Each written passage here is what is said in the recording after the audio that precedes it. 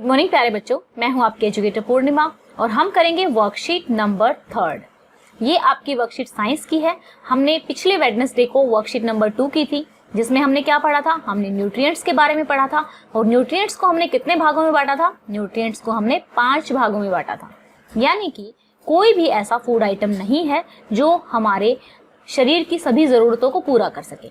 तो अलग अलग फूड आइटम होते हैं, अलग अलग उससे हमें न्यूट्रिएंट मिलता है।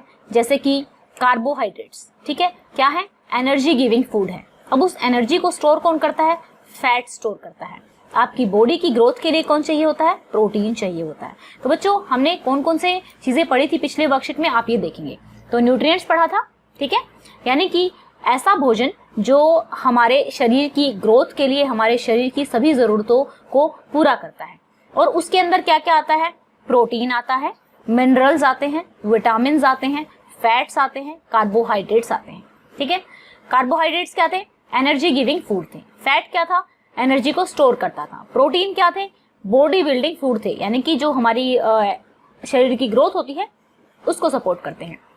मिनरल्स क्या थे, नॉर्मल फंक्शनिंग के लिए बहुत जरूरी होते हैं। विटामिन हमें जो डिजीज होती है उनसे बचाते हैं।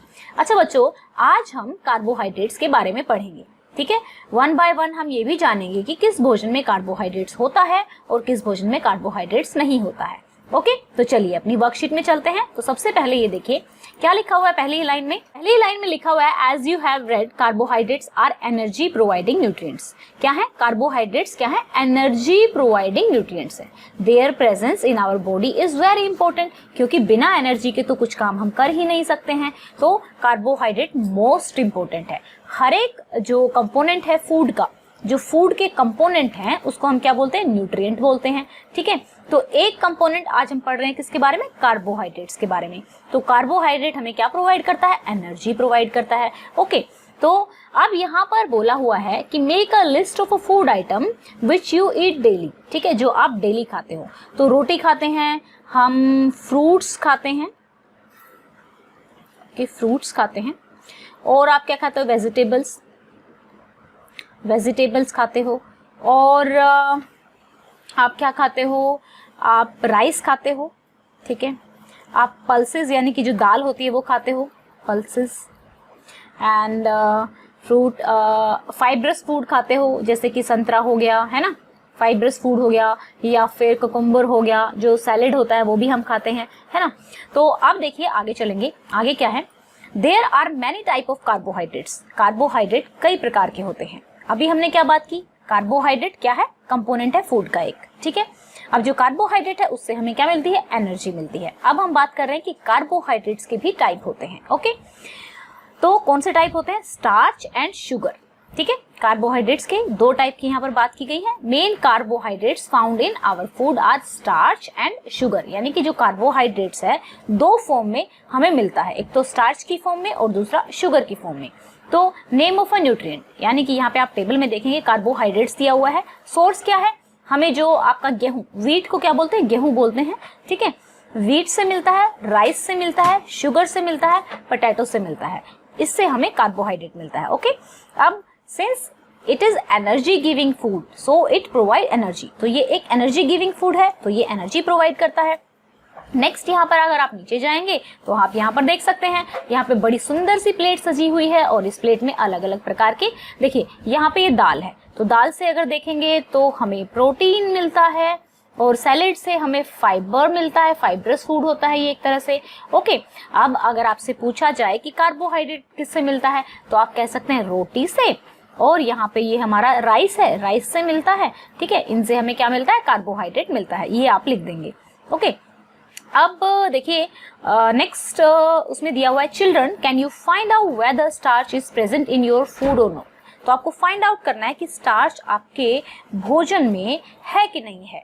तो आप कैसे फाइंड आउट करोगे, तो देखो आप क्या करेंगे, एक डाइल्यूट आयोडीन सॉल्यूशन लेंगे, ठीक है, डाइल्यूट आयोडीन सॉल्यूशन लेंगे, उसकी 2-3 ड्रॉप्स क्या करोगे, जैसे कि पोटैटो में या फिर किसी भी फूड आइटम में ये 2 या 3 बूंदे, ठीक है, ड्रॉप क्या होती है, बूंदे, उस फूड आइटम पे डाल दोगे। उसके बाद आप क्या देखेंगे, अगर उस आइटम का कलर चेंज हो जाता है, ब्लू या ब्लैक हो जाता है, ठीक है, वो फूड आइटम क्या होता है, ब्लू या, जैसे कि आप इमेज में देख सकते हैं कि यहाँ पर ये आयोडीन सॉल्यूशन की बूंदें डाली जा रही हैं। तो जो पोटैटो है, पोटैटो का जो अंदर वाला कलर है वो ब्लैक ब्लैक हो गया है। तो इट मीन्स ये क्या है, अगर ब्लू ब्लैक हो जाएगा तो इसका मतलब है कि इसमें क्या है, इसमें स्टार्च है और ये कार्बोहाइड्रेट का सोर्स है। ओके, ठीक है ना। Then understand that there is starch in it. Okay, come let us know the method to test the presence of starch in food. तो हमें कैसे पता लगेगा कि किसी भोजन में स्टार्च है या नहीं है।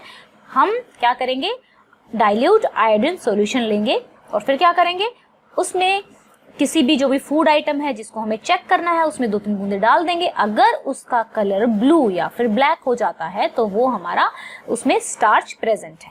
ओके, नाउ हम क्वेश्चंस करेंगे, think and answer in yes और नो। बहुत आसान वर्कशीट है, यस और नो में आपको आंसर देना है। So rice and wheat are good source of carbohydrate, yes, है ना। Potato contains only carbohydrates, no. Potato में मैग्नीशियम भी होता है और विटामिन बी भी होता है इसमें, ठीक है। फिर sportsman should eat only butter for playing, no. Sportsman ऐसा नहीं है ना कि बटर तो फैट को, जो एनर्जी है उसको स्टोर करके रखेगा, है ना। फैट क्या है, एनर्जी को स्टोर करके रखेगा, लेकिन एनर्जी भी तो चाहिए। तो एनर्जी कहाँ से चाहिएगी, एनर्जी हमें कहाँ से मिलेगी, कार्बोहाइड्रेट से मिलेगी। अब उसको अपनी बॉडी भी तो बिल्ड करनी है ना, अपनी मसल्स भी बिल्ड करनी है स्पोर्ट्समैन को, तो उसको प्रोटीन भी चाहिए। तो नो आ जाएगा यहाँ पे, राइट। अब हम फोर्थ पे चलेंगे, iodine is not required to test starch. नहीं, आयोडीन तो हमें चाहिए, है ना, आयोडीन सॉल्यूशन हमें चाहिए टेस्ट करने के लिए स्टार्च का। तो ये भी आंसर क्या हो जाएगा, नो। तो ये थी हमारी वर्कशीट। आई होप आपको अच्छे से आज की वर्कशीट समझ में आ गई होगी। अब अगर आपको कोई प्रॉब्लम है तो आप मुझे कमेंट करके बता सकते हैं, और अगर आपको हमारी वीडियो अच्छी लगती है तो चैनल को सब्सक्राइब कर सकते हैं और अपने जूम एजुकेशन परिवार का आप हिस्सा बन सकते हैं। तो बच्चों, अगर कोई भी आपको चैप्टर नहीं समझ में आ रहा है, कोई डाउट है, तो वो भी आप पूछ सकते हैं।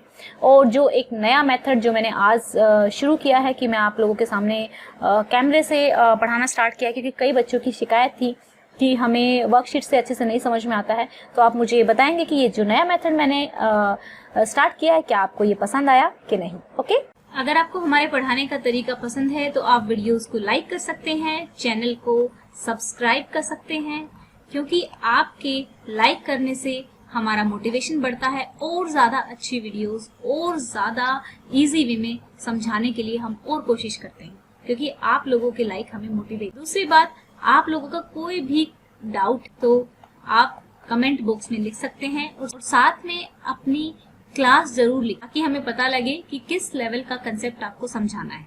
Thank you, have a nice day, may God bless you.